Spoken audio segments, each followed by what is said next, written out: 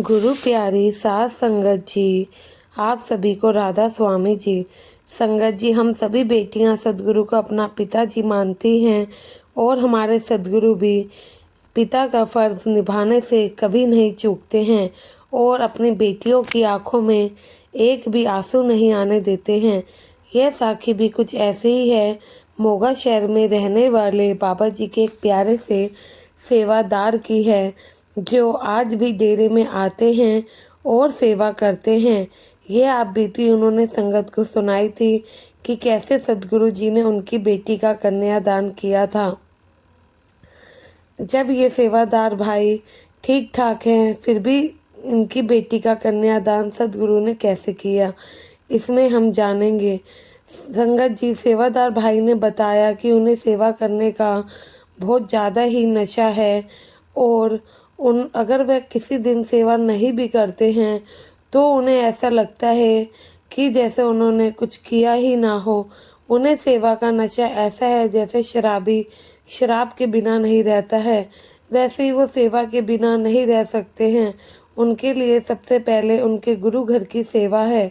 सेवादार भाई ने बताया कि उनकी 2 बेटियां हैं और एक बेटा।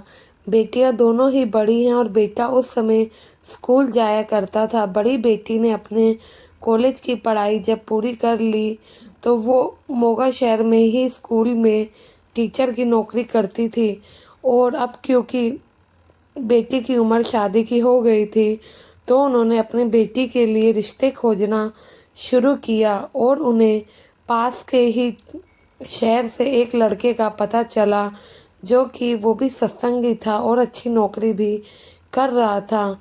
तो उन्होंने रिश्तेदारों के ज़रिए बात को आगे बढ़ाया और एक दिन वह लड़के वालों के घर जाते हैं और लड़का पसंद कर आते हैं।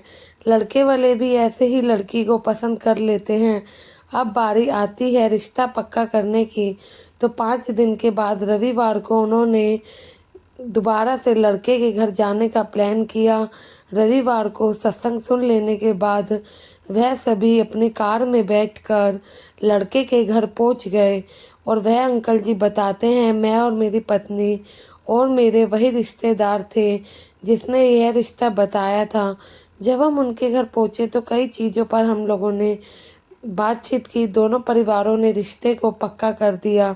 उसी दिन हम दोनों परिवारों ने आपसी रजामंदी से शादी की तारीख भी पक्की कर दी। हमने उस दिन से 20 दिन बाद की शादी के लिए तारीख फाइनल करी। शाम के समय हम वहाँ से वापस निकल पड़े, लेकिन शादी की तारीख जब पक्की हुई तो उनसे एक भूल हो गई। जिस दिन शादी की तारीख थी उस दिन जो सेवादार अंकल हैं उनकी डेरे में ड्यूटी भी थी और यह बात उनके उस दिन दिमाग से निकल गई और वह बताते हैं, मुझे उस दिन सेवा पर भी जाना था लेकिन अब इधर शादी की तारीख पक्की हो गई और उन्होंने अपने जत्थेदार को सेवा के लिए हामी भी भर सकी थी। तो उन्हें अचानक याद आया कि वह शादी वाले दिन सेवा पर नहीं जा पाएंगे। तो यह सोचकर वह टेंशन में आ गए और इस बारे में उन्होंने किसी से कुछ भी नहीं कहा। मन ही मन सदगुरु जी के आगे बोला कि सदगुरु जी, अब जैसे आपकी मौज हो आप वैसा ही मुझसे करवा लेना, मैंने सब कुछ आपके ऊपर छोड़ रखा है। कुछ देर बाद वह अपने घर लौट आए और वह बताते हैं कि अपने बच्चों की शादी की तारीख के बारे में उन्होंने बताया तो सब खुश थे और उसके बाद शादी की तैयारी खरीदारी में सब लग गए। 19 दिन कैसे बीते पता ही नहीं चला। अब बारी थी अगले दिन की, जहाँ अंकल जी के मन में यही चल रहा था, मुझे तो डेरे जाना है, मेरे घर में किसी को मैंने कुछ बताया भी नहीं है, सब कैसे होगा। सारी तैयारियां हो चुकी हैं, रिश्तेदार भी पहुंच चुके हैं। उनका मन काफ़ी बेचैन हो रहा था। फिर अंकल जी सतगुरु जी के आगे बैठते हैं और अरदास करते हैं कि जैसा आपकी मर्जी हो आप वैसा मुझसे करवा लो। यह कहकर अंकल जी बताते हैं कि मैं रात में सो गया लेकिन उस रात मुझे नींद नहीं आई, क्योंकि मुझ पर तो सेवा का ऐसा नशा था कि मैं खुद को समझा ही नहीं पा रहा था और पूरी रात जागता रहा। खुद ब खुद मुझे नहीं पता क्या हुआ 4 बजे मैं उठा और अपना बैग उठाया, चुपचाप से घर से निकल गया। अपनी कार उठाई, सीधे डेरे में पहुंच गया। मैंने बाबा जी को मन में कहा कि आप जो करवा रहे हो अब आप ही जानी जानो, आप ही संभालना, आपको ही पीछे मेरी बेटी की शादी देखनी है।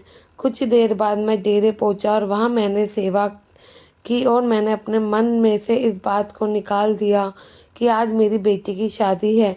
मैं बस अपनी सेवा में ही लीन रहा और अगले दिन दोपहर के बाद डेरे से निकला और घर की ओर चल दिया। बस मेरे मन में पूरे रास्ते यही था कि मैं घर जाऊंगा और मेरी बीवी बच्चे मुझसे बहुत नाराज़ होंगे क्योंकि मैं अपने पिता होने का फ़र्ज़ अदा नहीं कर पाया। कुछ देर के बाद मैं अपने घर पहुंचा, तब तक सभी रिश्तेदार जा चुके थे। जब मैं घर के अंदर पहुंचा तो मुझे लगा कि मेरी पत्नी मुझ पर गुस्सा करेगी, लेकिन ऐसा कुछ भी नहीं हुआ। वो सब तो ऐसे बिहेव कर रहे थे जैसे कुछ हुआ ही ना हो। वो बल्कि मेरे लिए पानी लेकर आई, उसके बाद चाय पानी पी और कहने लगे, चलो अच्छा है, सब कुछ अच्छे से हो गया, बेटी अपने घर पहुंच गई, शुक्र है उस रब का जो सब कुछ ठीक ठाक हो गया। यह बातें सुनकर मैं बहुत हैरान था। ऐसे ही 2 दिन बीत गए, मुझसे किसी ने कुछ नहीं कहा, ना ही मेरी पत्नी गुस्सा हुई, ना ही मैंने उनसे किसी बारे में बात करी, बल्कि वो लोग मुझसे ऐसे बात कर रहे थे जैसे कि मैं 3 दिन यहीं था। तो फिर 3 दिन बाद मेरे पास वीडियो वाले का फ़ोन आया। उन्होंने कहा कि भाई शादी की एल्बम बन गई है और रील भी रेडी है, आप आइए और अपना फ़ोटो ले जाइए।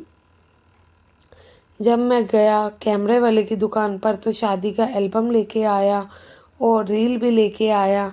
इतने में मेरी छोटी बेटी ने वीडियो को टीवी पर लगा दिया। हम चारों वीडियो देखने लगे। अब मेरे को अंदर यही डर सता रहा था, अब तो मेरी बीवी और बच्चे मुझसे पक्का नाराज़ होंगे जब वह ये रील देखेंगे कि मैंने शादी अटेंड नहीं करी। लेकिन वीडियो देखने के बाद मेरे खुद के ही होश उड़ गए। मैं इतना हैरान पहले कभी नहीं हुआ जितना हैरान इस वीडियो को देखकर हुआ। शादी वाले पूरे दिन पूरी रात मैं डेरे में था, सेवा कर रहा था। जब मैंने वीडियो देखा तो मैं यहाँ पे भी उपस्थित था। मैं अपनी बेटी की शादी की हर वो रस्म निभा रहा था जो मुझे करनी चाहिए थी। मैंने वही सूट पहना था जो मेरे बच्चों ने मेरे लिए लिया था और रील देखते हुए मेरे बच्चे कह रहे थे कि पापा देखो, हमने बड़े ही प्यार से आपके लिए पसंद किया था और आप पर कितना अच्छा लग रहा है। यह देखकर मुझे ऐसा लगा कहीं मुझे धोखा तो नहीं हो रहा, लेकिन हम सभी वो वीडियो देख रहे थे तो मैं कुछ समझ नहीं पाया। काफ़ी देर के बाद मेरे को जब समझ आया तो मैंने सद्गुरु के आगे जाकर अरदास करी और उनका शुक्र अदा करा और मैं जान गया हमारे सद्गुरु कैसे हमारी लाज रखते हैं।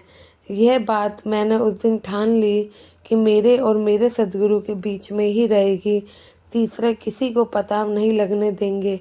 लेकिन कुछ समय के बाद मेरे रिश्तेदार जो कि सत्संगी नहीं थे वह हमारे बाबा जी पर सवाल उठाने लगे, कहने लगे तुम लोग पता नहीं क्यों मानते हो, यह भी हम लोगों की तरह आम इंसान ही है, ऐसा क्या है जो तुम इनको इतना मानते हो, इतनी भक्ति में लीन हो जाते हो। तो जाके मेरे को ये सारी घटना उनके आगे रखनी पड़ी और यह एक बिल्कुल सच्ची घटना है क्योंकि हम अपने सद्गुरु के खिलाफ कुछ नहीं सुन सकते और हमारे सद्गुरु तो वो है जो कि होने को अनहोनी को भी होने को भी अनहोनी कर दे, लेखे का भी लिखा बदल दे। तो कैसे हम उनके बारे में उल्टा सुन सकते हैं। जो उनकी लीला को जानता है वह ही उन्हें पहचानता है। गुरु प्यारी साध संगत जी, सच में हमारे सद्गुरु जैसा कोई नहीं। हम चाहे जितने मर्जी नालायक हों, लेकिन हमारे सद्गुरु कभी पीछे नहीं हटे हैं। ये एक सत्संगी ही जान सकता है कि सद्गुरु कैसे हर हाल में अपना फ़र्ज निभाते हैं। गुरु प्यारी साध संगत जी, यह सच्ची घटना आपको अच्छी लगी हो, कमेंट में राधा स्वामी लिखकर चैनल को अपने सब्सक्राइब कीजिएगा और हिस्सा ज़रूर बने जी। गुरु प्यारे साथ संगत जी, राधा स्वामी जी।